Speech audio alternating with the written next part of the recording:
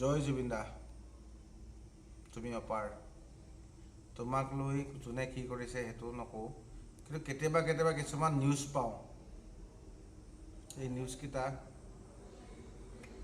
এই বেলেগতে পাওঁ আৰু দেই, এটা নিজৰ পাৰ্চনেল চেনেলত পাওঁ। এই বোলে জুবিন দাৰ ক্ষেত্ৰত গৈ মদ খাই উৎপাত কৰি সেই নিউজকেইটা বাজি থাকে, বাজিব দিয়া। তুমি আমাৰ কাৰণে ভগৱান, তুমি সদায়ে ভগৱান থাকিবা। জন্ম জন্ম প্ৰজন্মই তোমাক পূজা কৰি যাব। তুমি এখন মন্দিৰ জন্ম দিলা, যেনেকৈ অযোধ্যা ৰামৰ কাৰণে, এতিয়া আমাৰ জুবিন দাৰ কাৰণে এখন আমাৰ জন্মভূমি। ৰাইট, জেঠীটো মাতিছে দেই।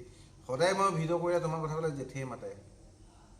আমাৰ জন্মভূমি বুলি ক'লে গম পাই, জুবিনৰ দেশত জন্ম আমি।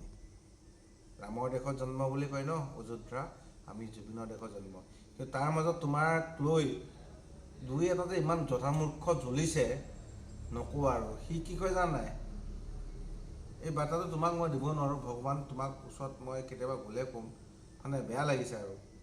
সেই যথামূৰ্খতাই কয় কি, মই ভগৱান, ভগৱান নহয়, মই ৰজা, মই পিছত চিনেমা চাম, ৰাইজে চাওক। সেইটো ৰজা নহয় জুবিন দা, তুমি কৈ গ'লা ৰজাটো সি নহয়।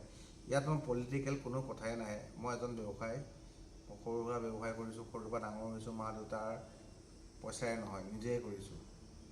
কথাটো কৈছোঁ, সেই কথাবোৰ ভাল নালাগে। যে মোৰ দেউতাই যদি মোক ঘৰখনক যদি বেয়া পৰিৱেশ এটা দিয়ে, মই দেউতাক কেতিয়াও ছাপোৰ্ট নকৰোঁ ন। তেনেকুৱাই এজন অসমৰ মুৰব্বী ফটোৱা কথা বহুত শুনিছোঁ আৰু।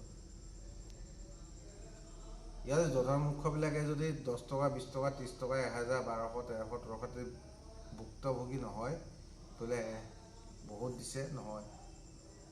তোমাৰ মতাকেইটাহে কিমান কি খৰচ কৰিছে নাজানে। তাত মই সেইটো নাযাওঁ, মই জুবিনদাৰ বিষয়ে যাওঁ। তুমি আৰু প্ৰাণৰো প্ৰাণ, চবতছে প্ৰাণ। ক'ব নোৱাৰোঁ। 12 তাৰিখে টিকেট আছে, চাম। কিন্তু গানবিলাক চাই আৰু তোমাৰ অতীত ভাবি, তোমাৰ কথা ভাবি তুমি মোৰ তাত আহিছিলা, তোমাৰ ভিডিঅ' কি ক'ম আৰু মই চাদা এখন বনাই দিওঁ নেকি?